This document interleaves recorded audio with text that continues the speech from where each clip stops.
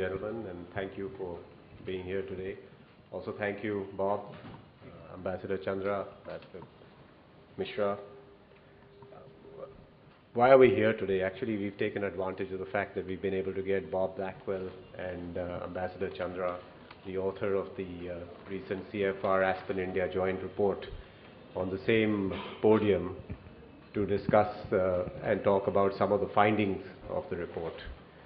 There was a genesis to the report, which was felt on both sides, that after the Big Bang of the civil nuclear deal, things between the US-India relationship had sort of gone to a lower ebb, and that somehow or the other just things were not happening.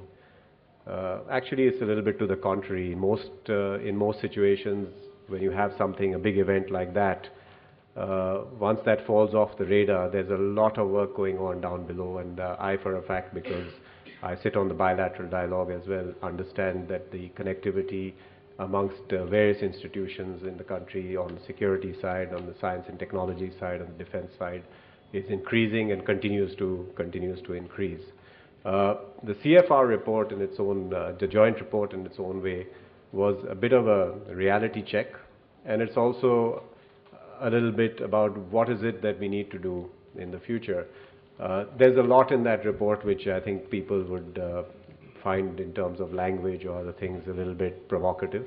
I don't know whether that was Bob and Ambassador Chandra's intention, but certainly if somebody asked me whether the recent rhetoric in the US about Pakistan is a result of the report, I said absolutely, there's no question about it. But having said that, I think that there is another dimension to the US-India relationship, and I think the report touches on that, and that is what is it that the United States and India can do jointly in forum other than the bilateral relationship. We do have a trilateral relationship, which is a Japan-India-US relationship, and of course India has a number of other bilateral strategic dialogues going on at the same time. But I think the ambit of the report is also to try and see whether we can position this relationship in the international sphere in a slightly different way. It doesn't take away from the fact that that India and the United States have sometimes very different positions on some of the countries in the region, but it's important at the same time to understand that you can work on those differences as well, and dialogue is as good a way of getting around those differences or understanding those differences as any. In terms of the order of the proceedings today, I'm going to ask Ambassador Blackwell to start off, and then come to Ambassador Chandra, and then finally to Mr. Brajesh Mishra. They'll give you some comments, and then we're really going to throw it open to the audience for any questions they might ask. So Bob? Yeah, it's up to you. I think works. I think I'll do it from here if I might. Well, first of all, good to be in Mother India, see so many friends out there. I'm going to be pretty brief because we really do want to hear from you. Just to follow up on our chairman's opening comments, there were 17 Indian and Americans who participated in this endeavor. It took about 5 months to get through the discussions. We all worked on it very intensively with Pastor Chandra leading on the Indian side.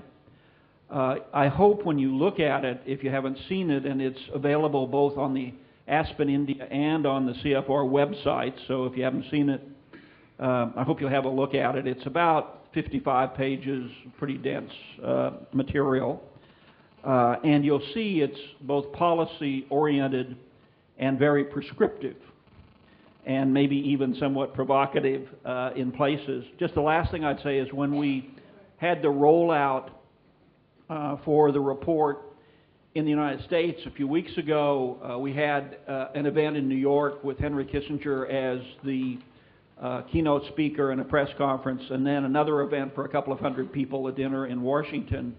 There are 4,400 members of the Council on Foreign Relations, and each one of them received a hard copy of the report, and I think for at least some substantial percentage of them who don't follow U.S.-India relations closely, that report will be revelatory in what's happened to the relationship.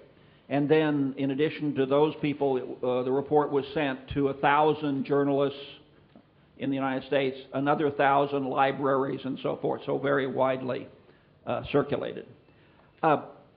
Here is the way I'm going to proceed briefly, substantively, is just to give you some sense of the three principles that animate the report, and then a few of the prescriptions. And there are dozens of prescriptions in the report, so I'll just do a few. And here are the three strategic convictions that animate the report, and I'll just read them to you. An ever more powerful and influential India in the international arena is deeply in the United States' national interest. 2, a United States that maintains its power and influence in the international arena, especially in Asia, is deeply in India's national interest.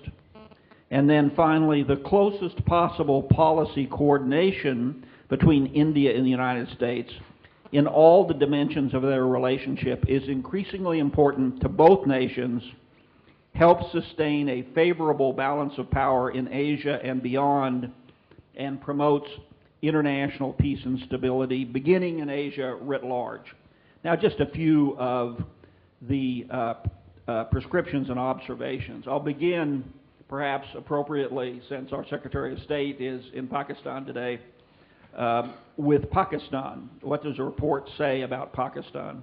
And I will stick, I think we all will, to what the report says, not what I might think in other settings. So what does it say?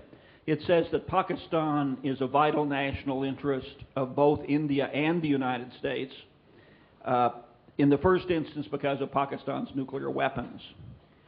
It worries that Pakistan may be in secular decline. It observes that the U.S. strategy toward Pakistan that has been pursued by this administration and its predecessors, indeed, has failed, and that a new strategy is needed. And then prescriptively, it recommends that all future U.S. arms sales to Pakistan be heavily conditioned on their behavior regarding the terrorist groups which ISI supports in one way or another.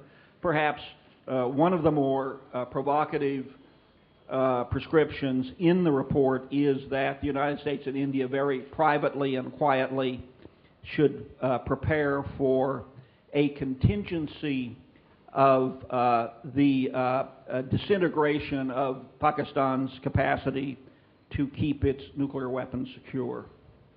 On Afghanistan, and now I'll pick up speed to get through this. In Afghanistan, the report urges that the United States keep numbers of troops in Afghanistan after 2014. And it also says that there should be no de facto Pakistan veto regarding Indian involvement in Afghanistan. China, it stresses that both the United States and India want the best possible relationship with China, consistent with their national interests, but observes there are some worrying signs in the last year and a half about Chinese behavior, and says both countries need to engage China, both bilaterally and multilaterally, but that they should talk intimately and frequently about managing the rise of Chinese power. On the economy and trade, it recommends that the two countries negotiate a bilateral investment treaty and begin preliminary discussions of a free trade agreement. Climate change, it has, as you'll see, many prescriptions. One specific one is to create in India a monsoon center to try to develop technology which has a better predictive character regarding monsoons. And finally, on the defense side, it says that the United States should treat India as equivalent of a U.S. treaty ally regarding defense technology transfer. So those are just a few of the dozens of prescriptions in the report, and I urge you to read it. Thank you.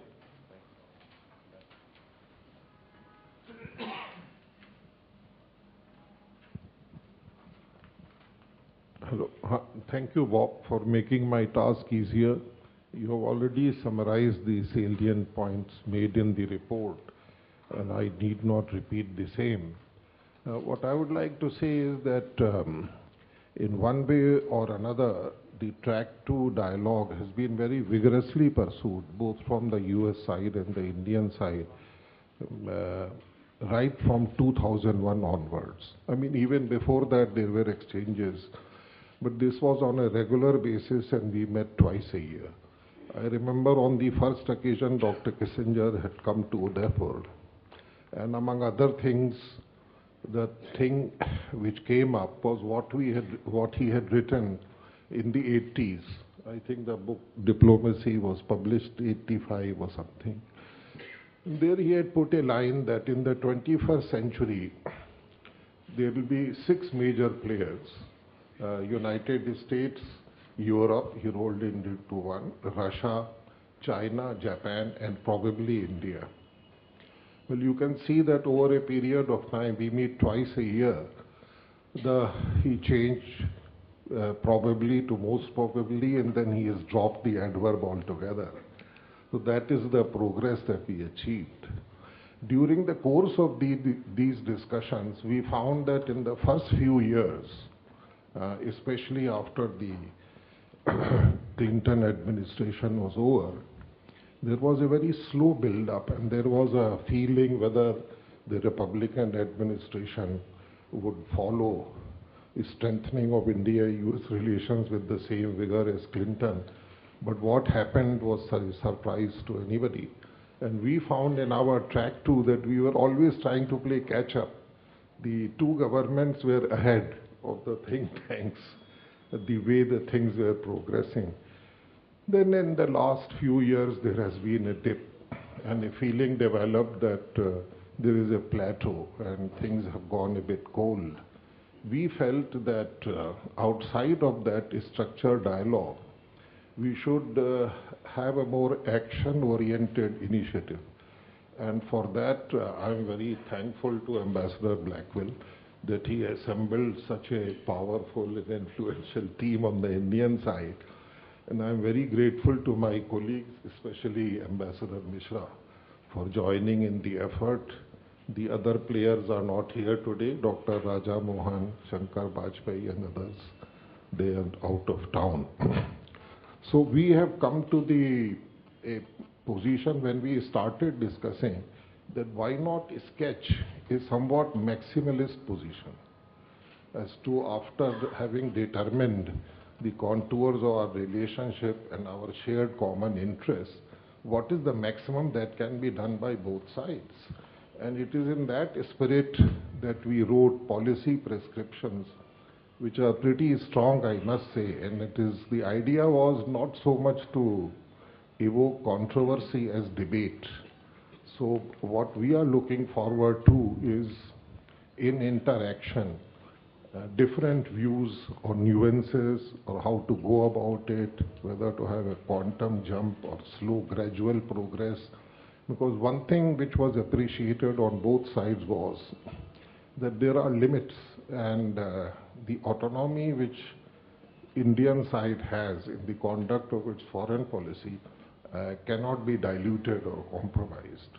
But consistent with our interests, we can have an action program which maximizes or optimizes the potential that exists for everybody to see clearly in our relationship between two important democracies. I'll leave it here and give the thing to Ambassador Mishra to expand further.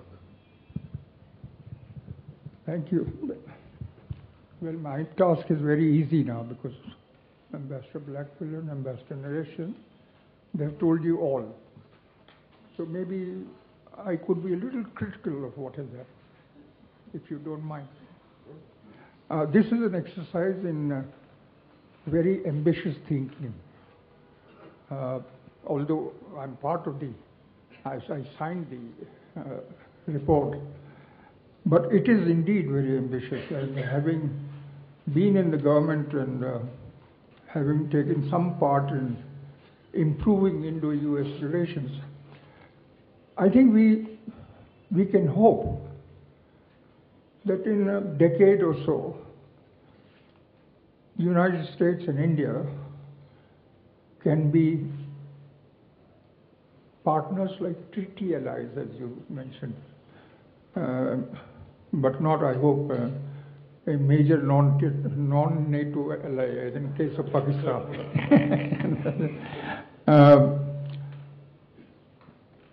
We in India are very sentimental people. We have very good sentiments for the US, most of us, particularly in the middle class, whose children or sister or mother is in the United States, living there permanently. But we always confuse good friendship between individuals as something which will take care of the problems between ourselves. I'll give you an example. I think for a number of years, even when you were here as ambassador, the United States has been trying to get us to sign an agreement on logistics, etc. There are two, I believe, if I remember correctly. It hasn't happened because of our past, our non-aligned status, our independent thinking, whatever you may call it. But it hasn't happened because we thought, and perhaps we continue to think, that this is not in our national interest. Similarly, on the US side, and nobody knows this better than you, Naresh, or Meera Shankar, who has joined us here. On the US side, there are a number of things that we want and they won't give it. They are bound either by the legislation of the Congress or there are some other considerations which are coming. So, what kind of relationship is this? I think this is a relationship which has a large area of shared values, a large area of shared concerns also, as was mentioned in the case of China, what US and India think, etc. But it is not treaty-wise dependent, interdependence. It is not dependence on your side, on us, or on our side to the US. If we have to say no, we say no to you. But what has happened in the last 10 years, 15 years is there's much more consideration is given to the American requests, American policies, etc., than it was being done earlier. And I know, for example, when we were talking with the US in regard to high technology and dual-use items to be sent to us, and these are very important for India, keeping that in mind, there was a lot of resistance in the bureaucracy of the State Department and other departments. And we couldn't do much except that next steps in strategic partnership, which is the beginning of the civil nuclear agreement. But nevertheless, it's a very modest effort which was made. So I urge the US administration of the time, I'm talking of the Republican, to drive this technology and dual-use items top to bottom. But it couldn't happen. Because in my view, I apologize to any Americans who might be friends of it, in my view, Colin Powell was not in favor of it. And therefore, we couldn't vote. Now, it was driven top-down when Condoleezza Rice became Secretary of State. So any problems in the State Department, she was taking care of. And as you know, this very ambitious step of a civil nuclear agreement could never have happened if she was not there or somebody similar to that. So she was Secretary of State. Steve Hedley was the National Security Advisor. And of course, President Bush was already in favor of a lot of these things. So you have this civil nuclear agreement of 2005. It is more than an agreement to increase the power in India. It is a strategic agreement. It is an indication of the strategy to be followed between India and the United States in the last time. But I would like to repeat that we must be careful in not thinking that the US can take care of all our problems or that we can take care of their problems here, much less, of course, them. The important thing is that in the last 10 years we have grown, the friendship has grown step by step, step by step. And I have every belief that despite what is happening in Pakistan or other places, the friendship between India and US will last for some decades. But it has to go a little further immediately. Thank you very much.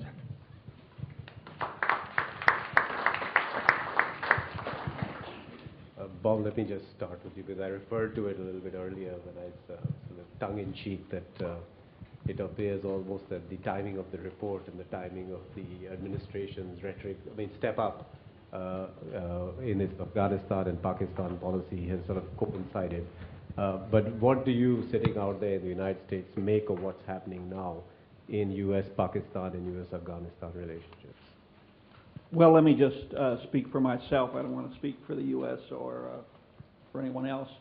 I think the report anticipated what's happened in the last few months in the U.S.-Pakistan relationship. That is to say, a much stronger voice from Washington about Pakistan, well, the Pakistan military's behavior. And I think we've seen that in the last 48 hours.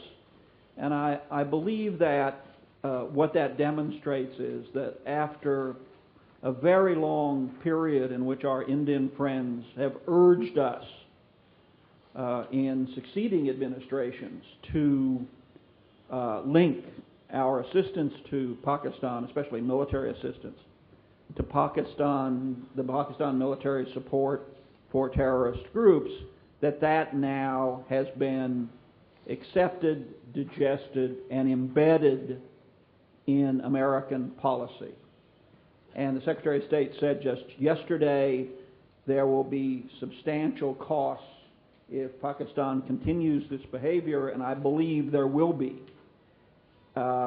With regard to Afghanistan, just in a word, when, and Rajesh Mishra will recall, when the American military operation began in Afghanistan after a fairly brief period, the United States became very hesitant about the Indian role in Afghanistan because of Pakistan.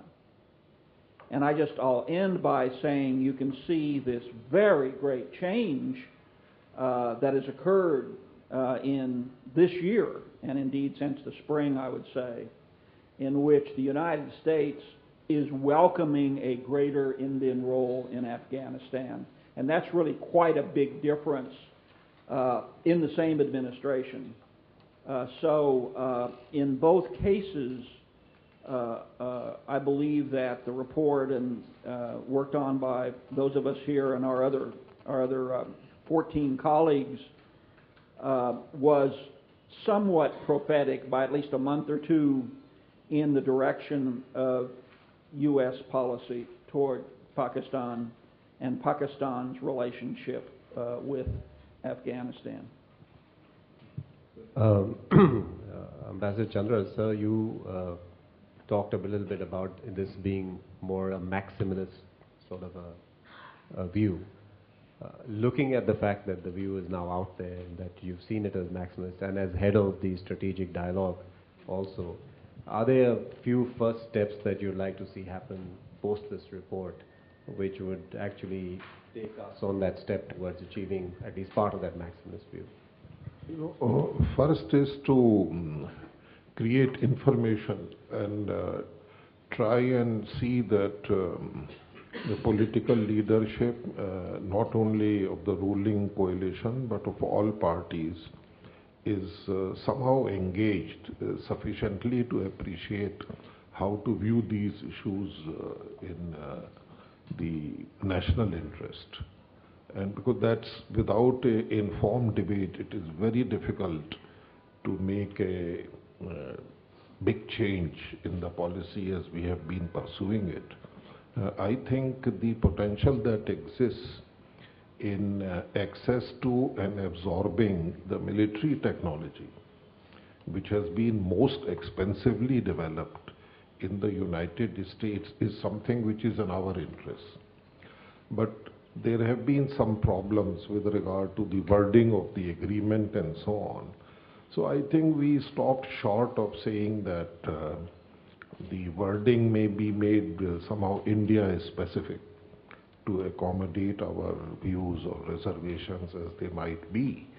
Because, every nation wants to be autonomous and so on. But you have to have a very accurate assessment of the challenges to one's national security. Now, in one of the meetings, a very senior expert argued that the national security, our national security, is fundamentally at risk, that we lack the capacity to withstand not only the challenges which we might face in the future, but even the current level of challenge that we are facing all around us. And it is reflected in poor absorption or adoption of the latest technology that is available, and the critical shortages we have been living with in every occupation, starting from the police station right to the top, or whatever you require in the cyberspace area. The experienced experts people don't exist.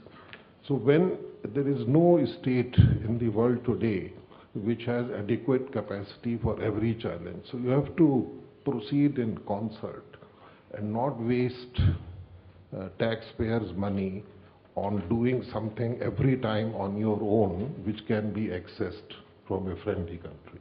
The same approach we had to trade and economic relations and on climate change, that what is more cost effective in our interest.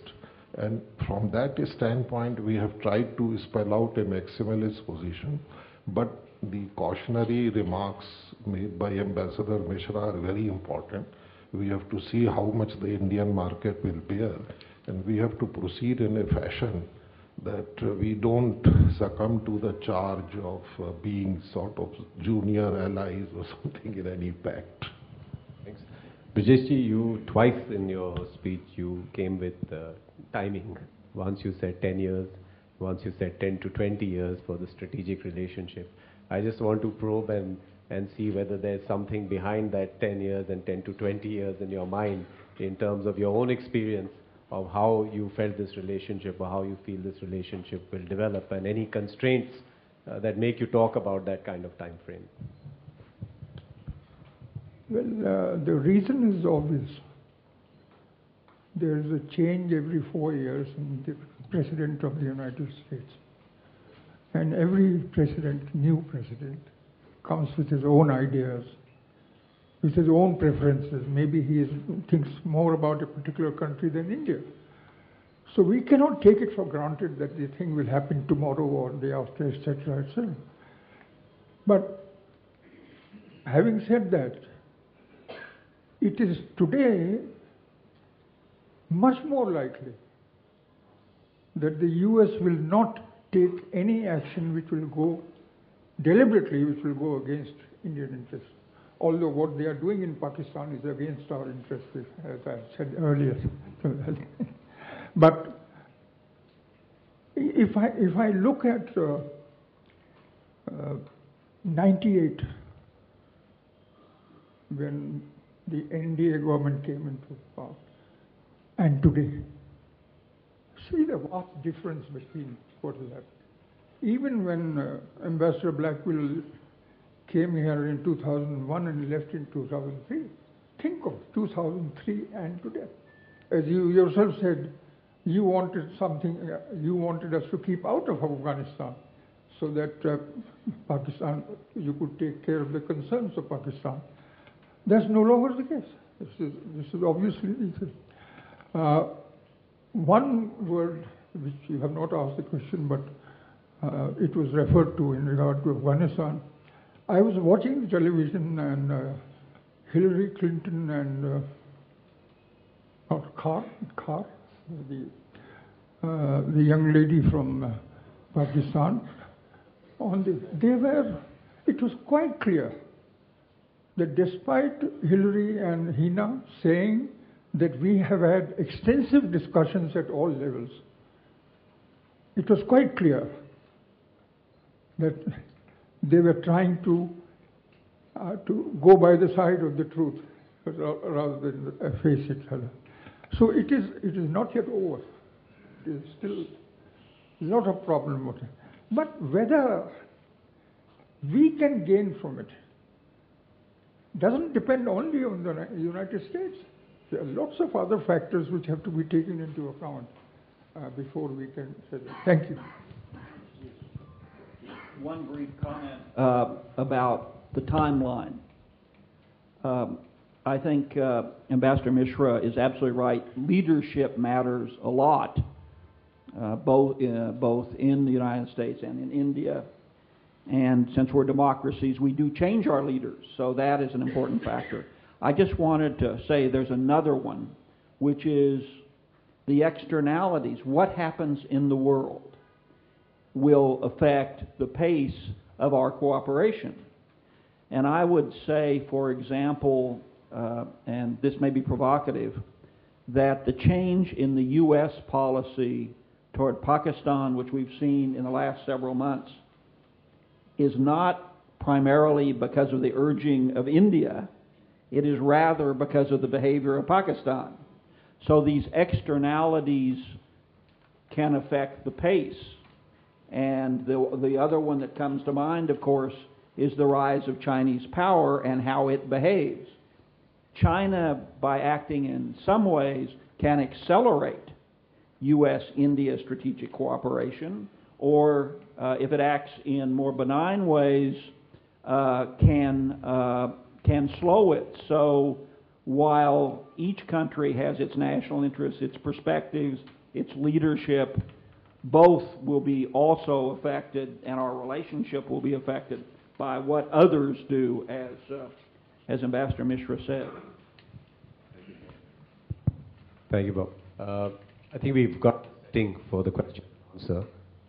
May I just request, with respect to the vast experience of the people in this room, could you please restrict yourselves to a question and not a statement, and please also give your name and who you want to address the question to.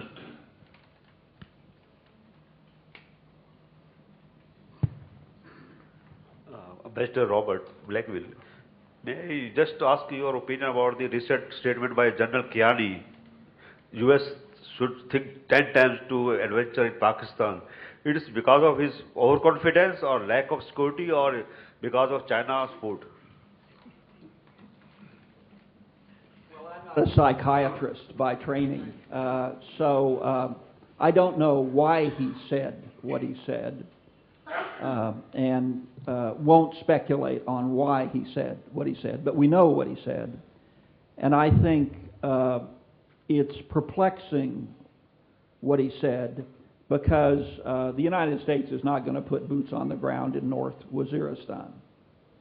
It will attack the targets there remotely. So I can't explain why he said what he said. I also can't explain why he brought up the nuclear dimension himself, as if that was somehow pertinent. You can all speculate on why he did that, but it was certainly in a time, I can say this, in a period when he knew the Secretary of State was on her way. It was a curious way to put out the welcoming mat, if I might say it like that.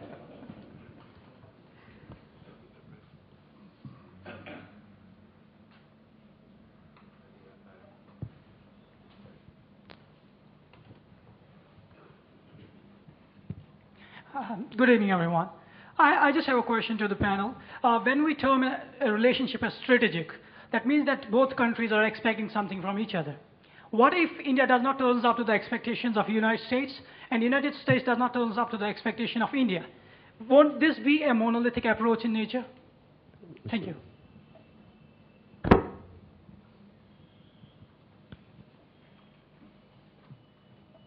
See, two independent nations cannot agree with each other. If they do agree on everything, then they might as well join in a federation. The other is that India-US relationship. India-US relationship is very important, but so is India-EU relationship or India-Russia relationship, and of course, quite important, the relations we have with China. So we have to see it in the overall context. And there is no question of our meeting the expectations 100% from either side. What we have to treat it is a work in progress. And you have to make advances.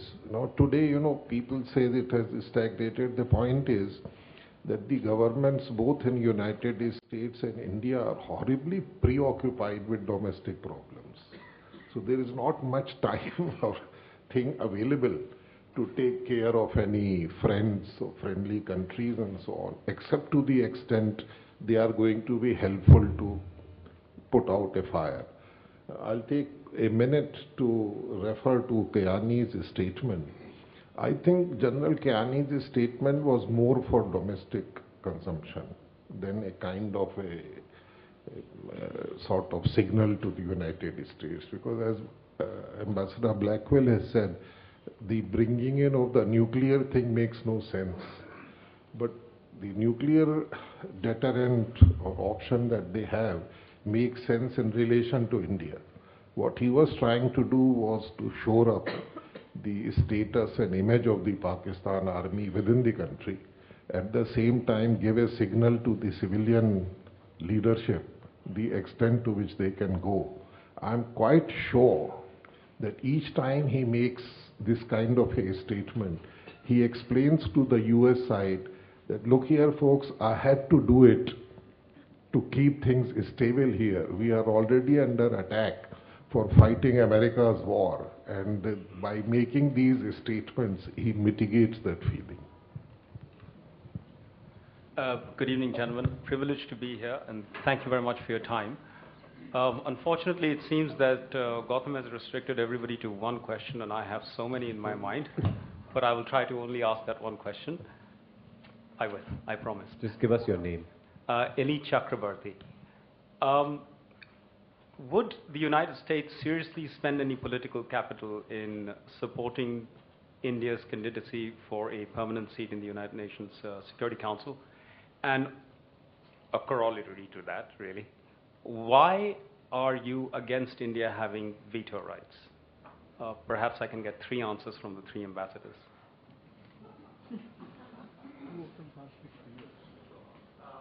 Before I get to that, I was just going to say to our colleague over here that the report, and this is following Ambassador Chandra's comments, the report very specifically at length says there will be moments when we don't agree with one another. One has to manage them. But as Ambassador Mishra said, those issues are rarer now than they were in the past, and they're slowly diminishing over time. So there's less to argue about. But I would just point out, I see some European colleagues here who will tell you that we can have quite bitter arguments with our European friends, and we get over them. So we are acquiring, if I may put it like this, shock absorbers in the U.S.-India relationship, which we never had before. On UN Security Council membership, the United States supports it in principle. I think we all know it isn't going to happen very soon, and every time it comes up in the United Nations, we say we support India's permanent membership. Whether, I don't want to anticipate it, whether that reform, fundamental reform of the Security Council is 10 years off or 20 years off, nobody knows, but it's very complex. It's very complex to try to balance globally all of the various nations who would like that status.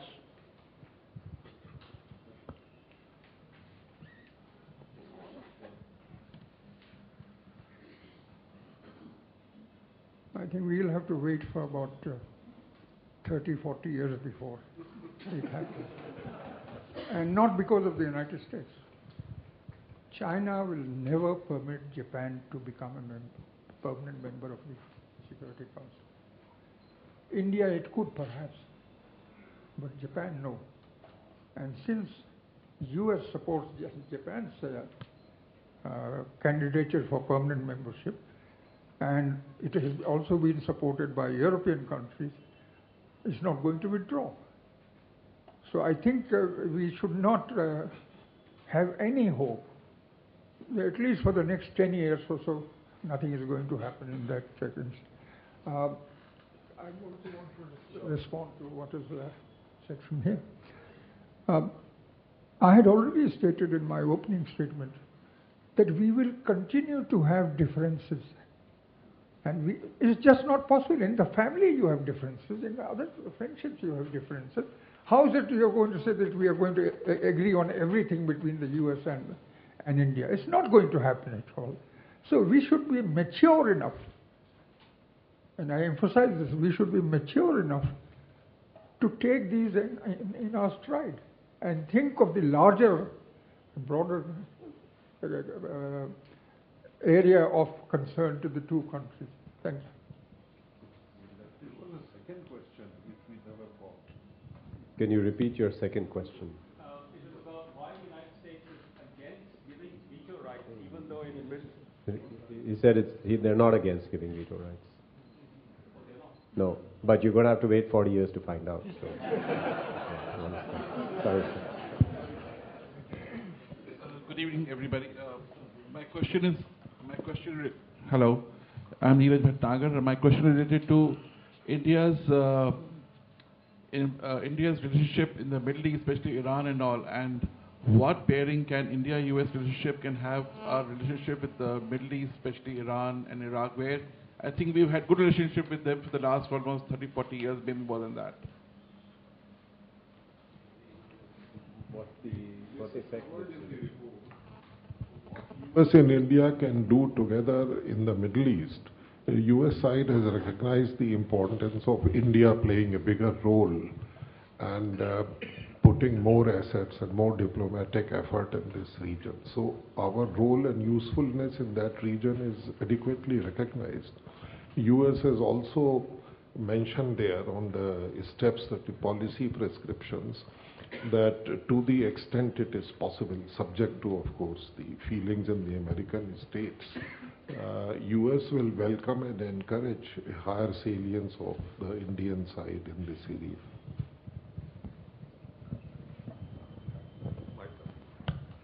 My name is Omkar Marwa. My question is to Ambassador Blackwell. I'd like to probe the Afghan situation vis-a-vis the US a little further with your help. Do you think certain red lines have been crossed between the US and Pakistan, or is it going to be papered over and the uneasy relationship will carry on? Thank you. It is not any longer going to be papered over. There's a consensus in Washington now between the two political parties, in the Congress, with the executive branch, that if Pakistan's behavior regarding terrorism does not change, the behavior of the Pakistan military. The U.S.-Pakistan relationship is going to go in steep secular decline. And I think that was the message that the Secretary of State was conveying in the last 24 hours. For, as we know, really since the early 1990s, when Pakistan first became a platform for terrorism against India, the United States has clung to the possibility that if it gave the Pakistan military sufficient incentives, the Pakistan military would eventually move in the direction of acting against these terrorist groups. And what the report says is that strategy has failed. A point agreed by all the Americans and all the Indians. And I think we see the emergence of a new and more coercive strategy from Washington, and we'll see if that has any better result. But the days of papering over are over. I think you need to employ more Pakistani senior leadership in Wall Street, Incentive drives behavior. There we know that. All right. Good evening, I'm Mukesh Gupta. This is regarding Indian role in the United States. We have over 100,000 people working in the United States in the very core sectors. And Indians are involved in the US day-to-day lives. But when you talk of India, the middle class, or when Ambassador Mishra has already let the cat out of the bag by saying that we are sentimental people. So the relationship is dependent upon trust and confidence. So where the role of the American government in Indian lives or affecting the lives, whether it is technology, whether it is social fabric, it's not seen anywhere. So if there are any steps that the US government should be taking or in order to better the relationships, signing agreements one thing, but getting involved in day-to-day lives of the Indian government or the Indian people.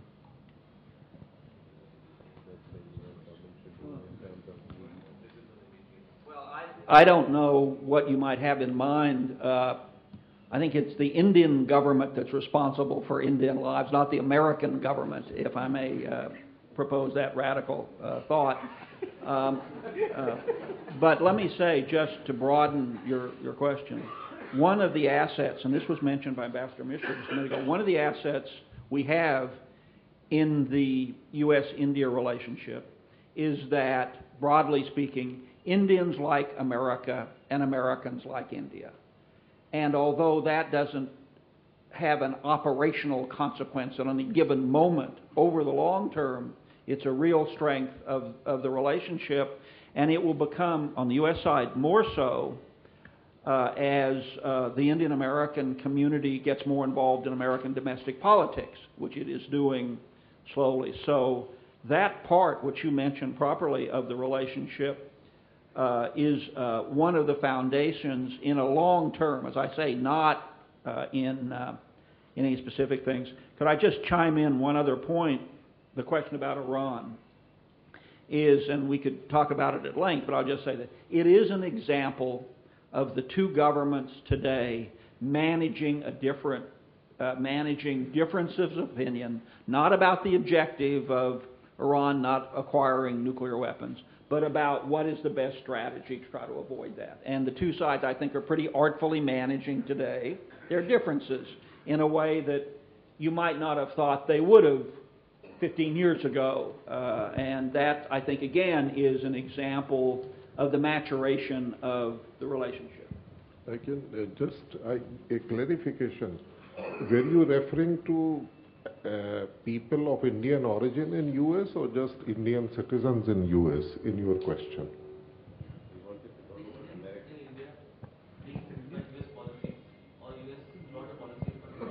Not the Indian Americans.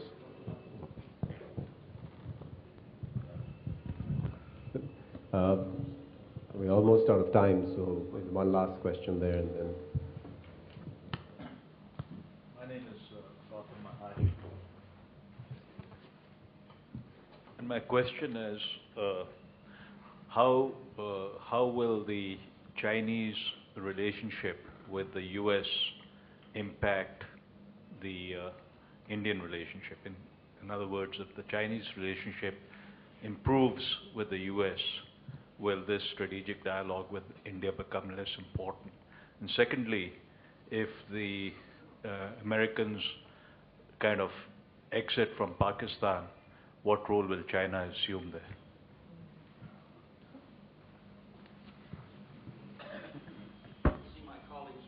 Me here. On the first issue, U.S.-China relations will go up and down if you push out the timeline for 2 decades or 3 decades. There'll be periods when it's better, periods when it's worse. But through all of that, I think the United States, in succeeding administrations, will view India as a component in helping to manage the rise of Chinese power. So if on any particular Monday U.S.-China relations get a little better, I don't think that's going to diminish the long term. Or let me put it differently, it should not diminish the long-term interest of the United States in India having a greater regional role in Asia. On the second, we don't know now how far the U.S.-Pakistan relationship might sink. And the reason we don't know is that the independent variable which will affect it is the behavior of the Pakistan Army. And they can either stop the sinking or accelerate it by their behavior. And whether, if they don't change these policies that they've pursued for 2 decades regarding terrorism, they don't change that, then we'll see how far China wishes to entangle itself with Wahhabi enthusiasms in Pakistan. And I suspect there might be quite a debate in Beijing about that.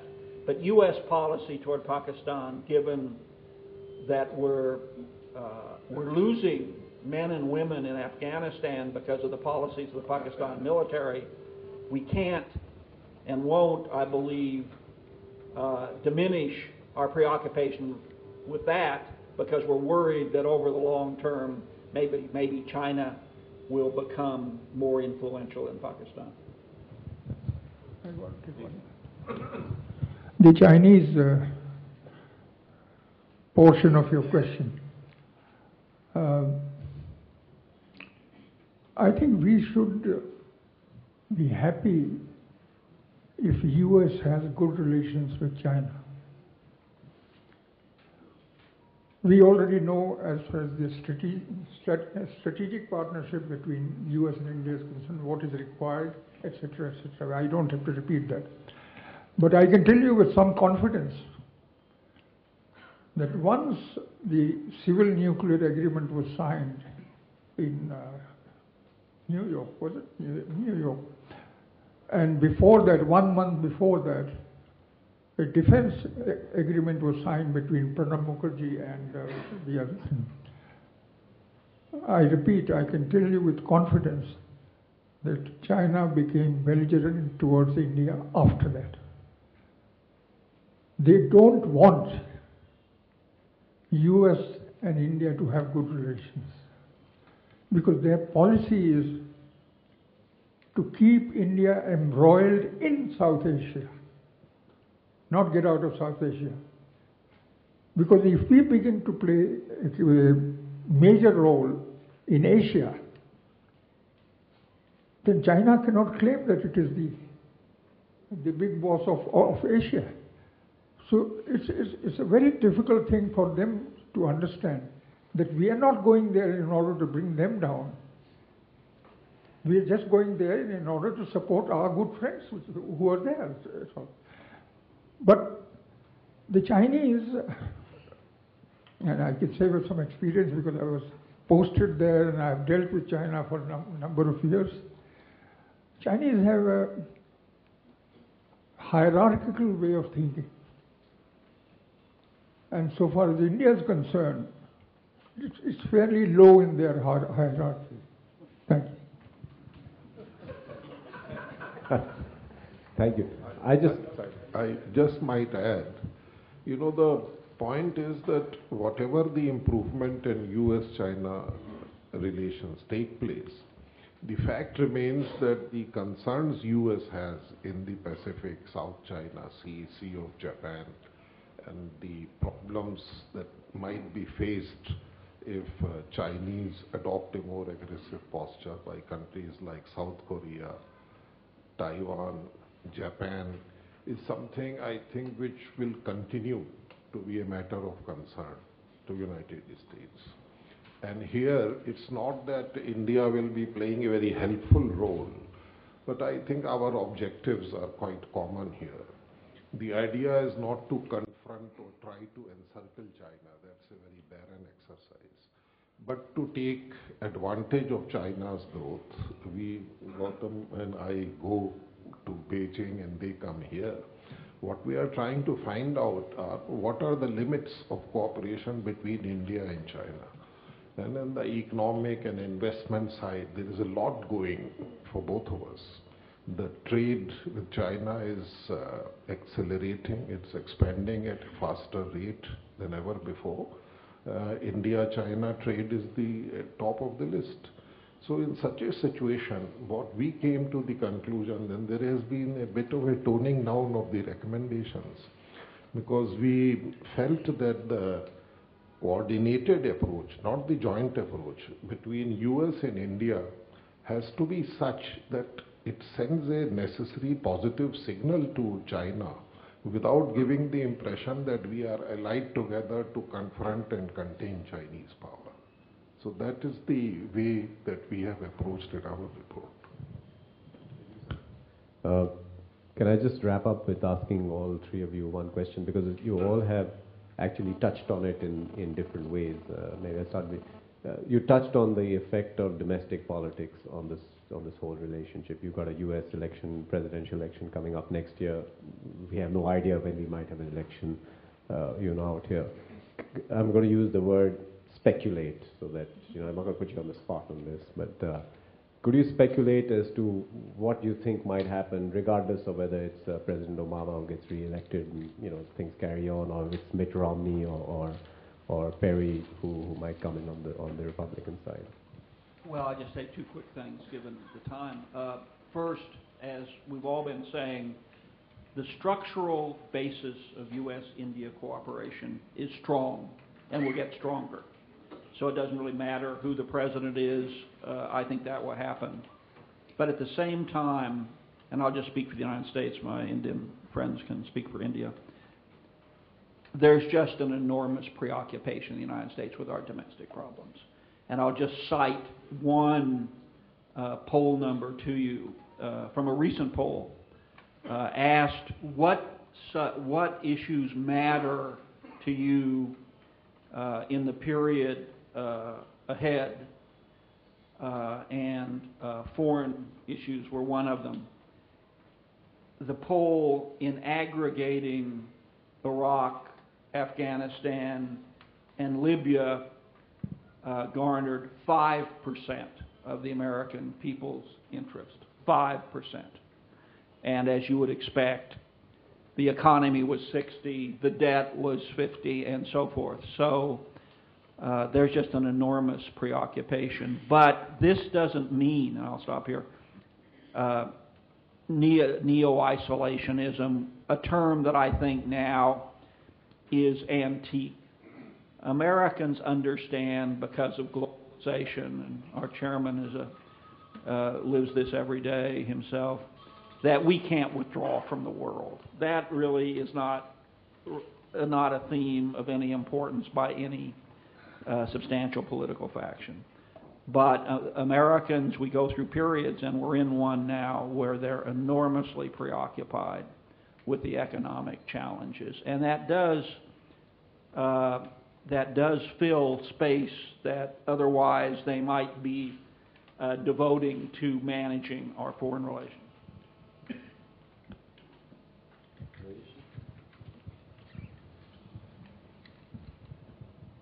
No, I think the relationship has reached a level, as Bob said, that change of incumbency will only have that much of an impact.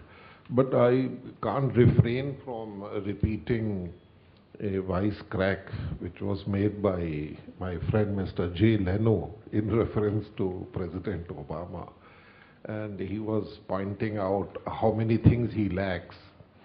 That he lacks a very popular health program, he doesn't have a good enough job plan, he doesn't have a good enough plan for reviving the economy, and what is more, he doesn't even have a proper opponent in the next election. So that, I think, quite sums up the problems of this thing. But as Bob has said, I don't think US-India relationship issue will be much of a factor in the election as they go.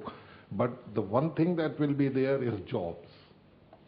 And on that, I think both parties will say things which might not be terribly agreeable to India in relation to how jobs are. And that is something quite unique. And we have a base outside of the administration, whether it's in the universities, think tanks, and the very vigorous and well-regarded Indian American community in the United States.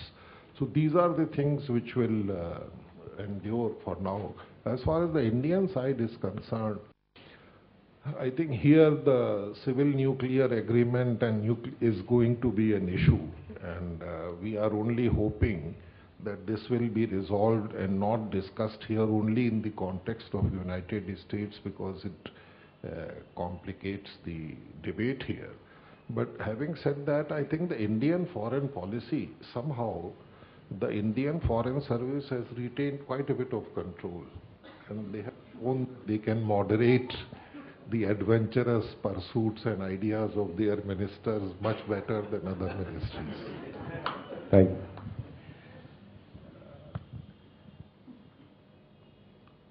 Bob said that a change in administration might not bring about that kind. Well, I'm not going to disagree with him, because towards the end of Clinton administration, relations between India and US were very good, basically because of Kargil, the position he took on Kargil, and his visit to India, etc. And that continued when President Bush took over. But externalities can affect the relationship. And the Pakistan factor started looming large after 9/11.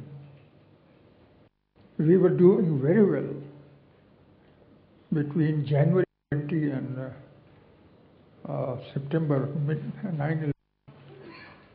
But then, because of the intention to invade, if I may use the word, the Taliban Afghanistan, to take care of Al-Qaeda, because of that,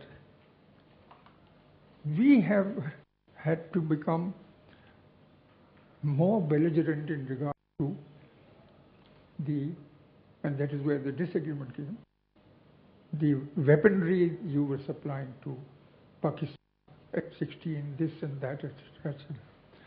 And today, of course, we all know, and General Kiani is very clear on that. He has said clearly that Pakistan armed forces are India-centric. You don't need anything more than that. So I do hope that when you leave Afghanistan, you will leave at a time when it doesn't become or doesn't get back to the situation of the mid-90s when it was there. Thank you. I'd like to thank all three of the authors of the report for being here today and for being able to actually very accurately talk about the contents of the report and to answer the questions. And ladies and gentlemen, thank you as well for being an excellent audience. There is for those who wish to imbibe. I'm sorry, we're stronger than that, but I'm sure you'll manage. Thank you very much.